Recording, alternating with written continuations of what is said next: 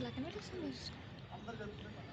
Next తర్వాత వచ్చేసి ఇది జనవరి 26 ఓకేనా.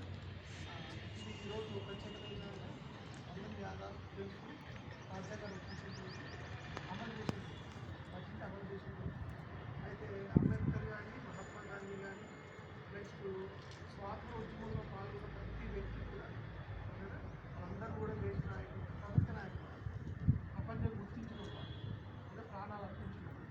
కాబట్టి వాళ్ళందరూ స్మరించుకోవాల్సిన అవసరం అనేది ఈరోజు ఒక రోజు ఇంకోటి స్వాతంత్ర ఆగస్టు స్మరించుకోవాలి.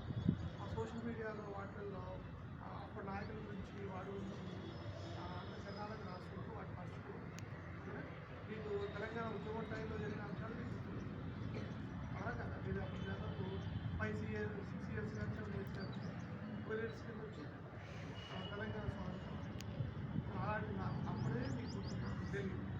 మరి ఒక 150 years కింద జరిగిన ఉద్యమం గురించి అలానే ఉద్యమం చేసేది మొత్తం తెలియదు. అప్పటి పరిస్థితులు బట్టి అప్పుడు నాయకులు ప్రవర్తించుకుంటూ స్వాతంత్ర ఉద్యమం కోసం పోరాడి సాధించారు. కాబట్టి మనం అంబేద్కర్ కొందరివాడు కాదు, అందరివాడు. మహాత్మా గాంధీ కొందరివాడు కాదు, అందరివాడు. కుల ప్రస్తావన కాకుండా సమాజం నిలబడ్డప్పుడు మాత్రం ఏం కావాలి, ఒక గొప్ప సమాజం వచ్చింది.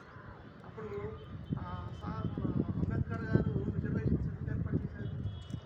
అన్ని కులాలకి అంటే మన కులాలు కాదు, వాళ్ళు చేసే వృత్తిని బట్టి మనం ఏర్పాటు అంతే తప్ప కులం సపరేట్ ఏది లేదు. వాళ్ళు చేసే వృత్తి కులం లెక్క మారింది. కాబట్టి ఏదైతే సమాజంలో ఎవరికైతే చైతన్యం అవసరం అంతా వైట్ కాలర్స్ అంటే డబ్బులు ఉన్నోళ్ళు నెక్స్ట్ ఏం కావాలంటే